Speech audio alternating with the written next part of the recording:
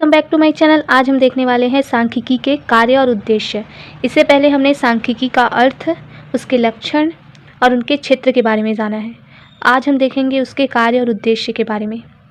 तो देखिए, सांख्यिकी का कार्य उद्देश्य है क्या। तो आज के युग में सांख्यिकी का जो उपयोग है ज्ञान व विज्ञान के प्रत्येक क्षेत्र में होने लगा है। आज के समय में सांख्यिकी का जो प्रयोग हो रहा है वो ज्ञान के क्षेत्र में भी हो रहा है और विज्ञान के क्षेत्र में भी हो रहा है, और ये अत्यंत उपयोगी विज्ञान तथा वैज्ञानिक विधि है। सांख्यिकी क्या है? एक उपयोगी विज्ञान है और एक वैज्ञानिक विधि है, क्योंकि इसके द्वारा तथ्यों के संख्यात्मक पहलुओं के सरल, संक्षिप्त और तुलनीय तथा विश्वसनीय बनाने के कार्य किए जाते हैं। सांख्यिकी क्या करता है?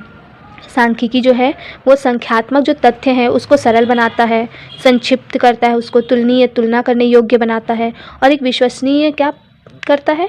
परिणाम हमको मिलता है। तो एक विश्वसनीय बनाने के कार्य भी इसके माध्यम से किए जाते हैं। यही कारण है कि H.G. वेल्स ने क्या है? H.G. वेल्स ने कहा है कि कुशल नागरिकों के लिए, किसके लिए? कुशल नागरिकता के लिए संख्यात्मक रूप से सोचना एक दिन उतना ही आवश्यक हो जाएगा जितना पढ़ना लिखने योग्यता प्राप्त करना। क्या होगा? जो सांख्यिकी है वो कुशल नागरिकता के लिए इतना उपयोगी सिद्ध होगा जितना कि पढ़ने लिखने की योग्यता प्राप्त करना इम्पॉर्टेंट होता है, उतना ही सांख्यिकी भी इम्पॉर्टेंट होगा। इसीलिए कहा जाता है कि सांख्यिकी का जो कार्य है वो केवल आर्थिक व सामाजिक विश्लेषण करना नहीं है।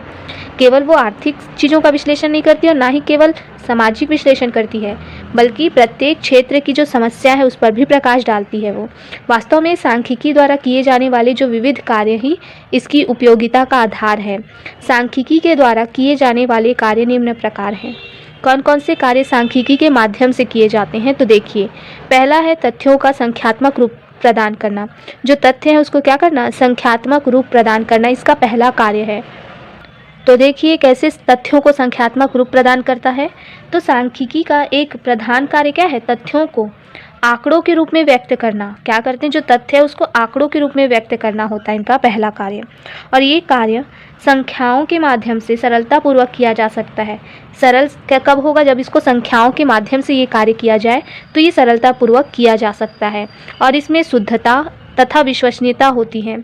उदाहरण के रूप में अगर हम देखें तो यदि कहा जाए कि रायपुर की आबादी बहुत अधिक है तो यह कथन अत्यंत अस्पष्ट तथा अनिश्चित दिखाई पड़ता है ना। अगर बोला जाए कि रायपुर की आबादी बहुत अधिक है लेकिन कितनी अधिक है ये नहीं बताया गया, तो क्या है? ये कथन क्या है? अस्पष्ट है, अनिश्चित दिखाई पड़ता है ना। किंतु यदि ये कहा जाए कि रायपुर की जनसंख्या 40 लाख है तो यह तथ्य स्पष्ट, शुद्ध तथा विश्वसनीय दिखाई पड़ता है।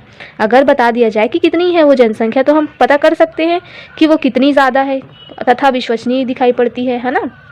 अतः सांख्यिकी तथ्यों को संख्या के रूप में व्यक्त करके सरलता प्रदान करती है, और यही सांख्यिकी का महत्वपूर्ण कार्य माना जाता है। तो क्या करना? तथ्यों को संख्यात्मक रूप प्रदान करना, तब हम स्पष्ट उसका क्या कर सकते हैं? परिणाम प्राप्त कर सकते हैं, निष्कर्ष निकाल सकते हैं।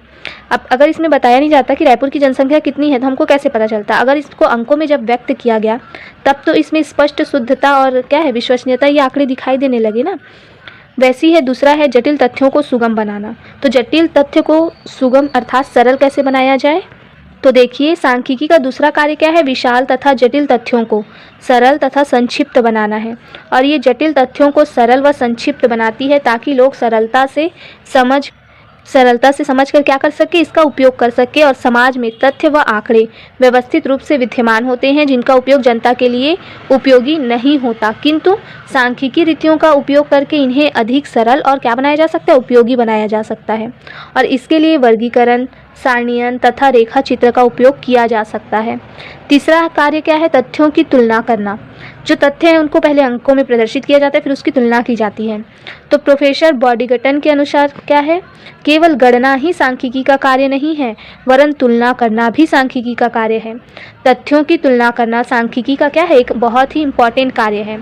संकलित किए गए जो तथ्य हैं, जो आंकड़े हैं, उसकी उपयोगिता तब तक नहीं होती जब तक कि इसकी तुलना अन्य आंकड़ों या तथ्यों से ना की जाए। तो जो भी हम आंकड़े एकत्रित किए हैं वो तब तक उपयोगी नहीं होगा जब तक हम उस तथ्यों को, उस आंकड़ों को दूसरे तथ्य या आंकड़ों से तुलना ना करें।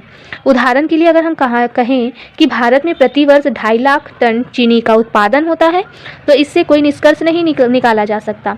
किंतु इस संबंध में सही निष्कर्ष तब तक नहीं निकाले जा सकते जब तक कि अन्य देशों के उत्पादन अंक ना दिए गए हों। तब तो हम तुलना करेंगे ना कि भारत का जो उत्पादन है वो कितना अधिक है या कितना कम है। और इस उद्देश्य की पूर्ति के लिए सांख्यिकी विधि तुलनात्मक विधि का सहारा लेती है और यही इसका उपयोग है। अब 4th पॉइंट में क्या दिया है? ज्ञान तथा अनुभव में वृद्धि करना। तो ज्ञान तथा अनुभव में वृद्धि करना, तो सांख्यिकी के अध्ययन से अन्य विज्ञानों की भांति मनुष्य के ज्ञान तथा अनुभव में वृद्धि होती है। क्या होती है? मनुष्य के ज्ञान तथा अनुभव में वृद्धि होती है और इसके माध्यम से यही क्या सही निष्कर्ष तक पहुंचा जा सकता है। किसके माध्यम से हम पहुंच सकते हैं? देखो, सांख्यिकी का जब अध्ययन करते हैं तो अध्ययन से अन्य विज्ञानों की भांति मनुष्य के ज्ञान और अनुभव में भी वृद्धि होती है और उसी ज्ञान और अनुभव के माध्यम से क्या किया जा सकता है? सही निष्कर्ष तक पहुंचा जा सकता है। और यही नहीं, इसकी सहायता से ज्ञान व अनुभव के साथ मानव के विचारों में दृढ़ता भी आती है, मजबूती भी आती, जो वो विचार है उसमें दृढ़ होते हैं, है ना। और इसका कारण ये है कि समयांकों का विश्लेषण, मतलब जो डेटा है उसका विश्लेषण व निर्वचन करने से तर्क शक्ति में वृद्धि होती है। विश्लेषण मतलब उसको जांचना, निर्वचन यानी कि उसको इंटरप्रिटेट करना, मतलब उसको क्या करना? विस्तार में समझाना उसको। अब उससे क्या होती है? तर्क शक्ति में वृद्धि होती है। देखो, और क्या है? तथ्यों के बीच सहसंबंध ज्ञात करना। तो सांख्यिकी की सहायता से दो तथ्यों के मध्य सहसंबंध की मात्रा का पता लगाया जा सकता है। मतलब दो तथ्य हैं तो उनके बीच में क्या संबंध है उसका पता लगाया जा सकता है। और इसके माध्यम से जो संकलित किए गए तथ्य हैं, जो आंकड़े हैं, उनका संख्याओं का विश्लेषण के द्वारा, उनकी जो संख्या है उसका विश्लेषण किया जाएगा, जाँच की जाएगी। उसके बाद ये पता लगाया जा सकता है कि इन तथ्यों में कोई संबंध पाया जाता है या नहीं। यदि संबंध पाया जाता है तो उसकी सीमा कितनी है, कितनी सीमा तक उन दोनों में संबंध है।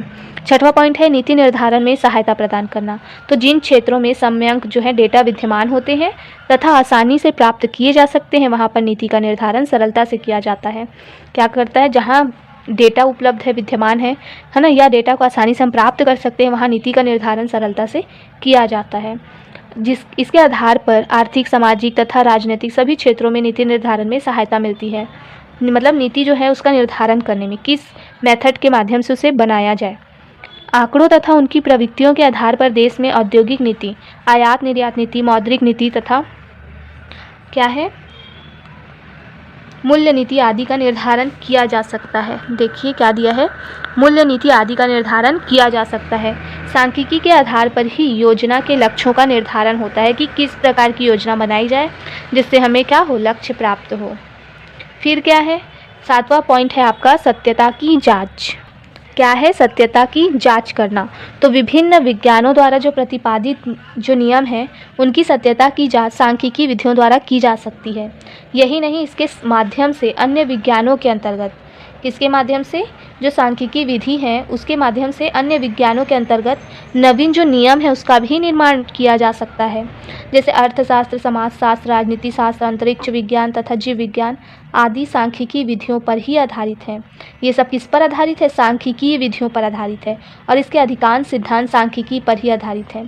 सांख्यिकी की सहायता से जो निर्मित नियम है उसमें स्थिरता तथा शुद्धता पाई जाती है। तो कोई भी जो नियम सांख्यिकी की सहायता से बनाए जाते हैं उनमें स्थिरता और शुद्धता पाई जाती है।